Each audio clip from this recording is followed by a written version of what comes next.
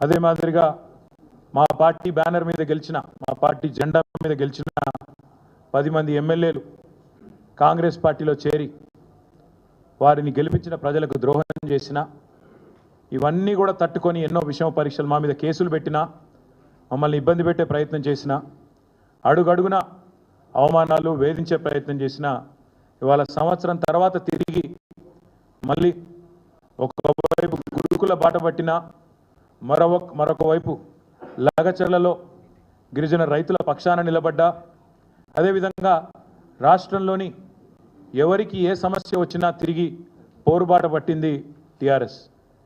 ఈరోజు తెలంగాణ భవన్ జనతా గ్యారేజ్గా మారింది. వరుసగా క్యూ కడతా ఉన్నారు ఇక్కడికి. హైడ్రా బాధితులు, మూసీ బాధితులు, రకరకాల బాధితులు, ప్రభుత్వ బాధితులు, కాంగ్రెస్ బాధితులు అంతా కూడా వరుసగా ఇక్కడికి వస్తున్నారు.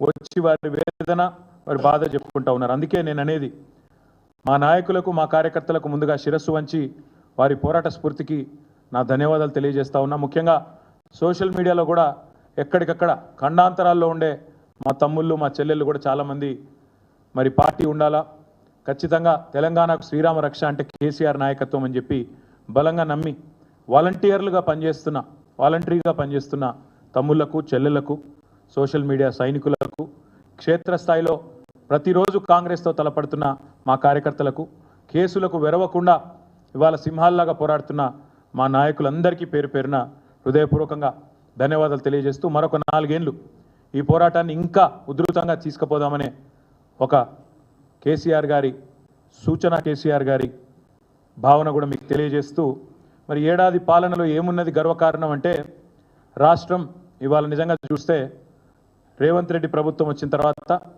1,00,000 కోట్ల అప్పులు కొత్తాయి. రేవంత్ బ్రదర్సు మాలామాల అయినరు. రాష్ట్రం మాత్రం అధోగతి పాలైన మాట వాస్తవం. ప్రజలు తిప్పల పాలైన మాట కూడా వాస్తవం.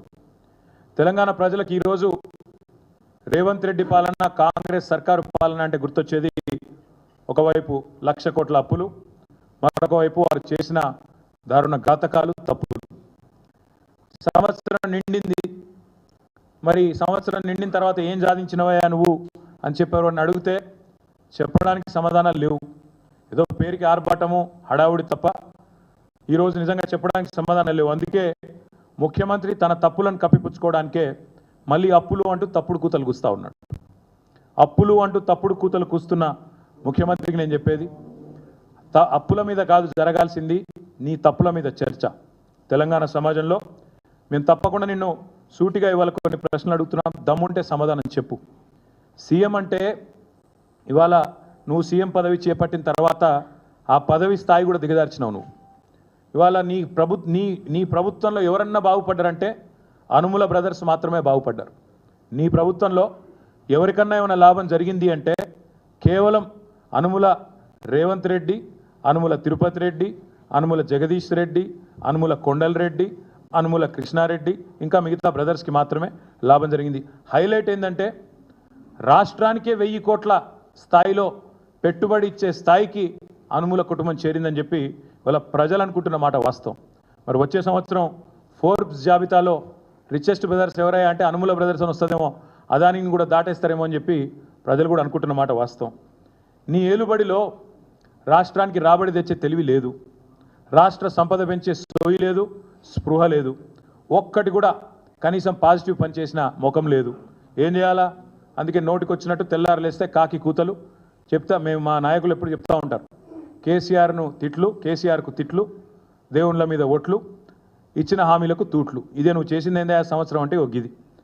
మాట్లాడితే ముఖ్యమంత్రి అనేవాడు రాష్ట్ర ప్రతిష్ట పెంచాల్సిన ప్రయత్నం చేయాల్సింది పోయి ఇవాళ రాష్ట్ర ప్రతిష్టను, రాష్ట్ర పరువును గంగలో కలిపినట్టు రాష్ట్రం దివాలా తీసిందని దివ్యంగా ఉన్న రాష్ట్రం మీద దివాలా తీసిందని ఆరోపణలు చేసే ఒక దివాలాకోరు ముఖ్యమంత్రి మనకు ఉండడమే ఇవాళ నిజంగా కూడా మనం చేసుకున్న దురదృష్టం. కొత్త పరిశ్రమలు కాదు, ఉన్న పరిశ్రమలే తరలిపోతున్నాయి. యువతకి, ఉపాధికి, రాష్ట్ర ప్రగతికి తీరని అన్యాయం రేవంత్ రెడ్డి చేస్తూ ఉన్నాడు. ఇవాళ కొత్త స్లోగన్ పెట్టినాడు, ఇవాళ కొత్త పిఆర్ఓలను పెట్టుకున్నట్టున్నాడు. 2-3 కొత్తగా ఇంగ్లీష్ వచ్చిన వాళ్ళు తోడైనరు. తెలంగాణ రైజింగ్ అట. ఎల్ల రైజింగ్ అవుతుంది చెప్పు. ఇండియా షేనింగ్ అని అప్పట్లో ఒకళ్ళు వాగినరు. వాళ్ళు అడ్రస్ లేకుండా వీకినరు. ఇక నువ్వు ఎవరిని పెట్టుకున్నట్టు నిన్న ఇయ్యాల 2 ఇంగ్లీష్ ముక్కలు వచ్చినోని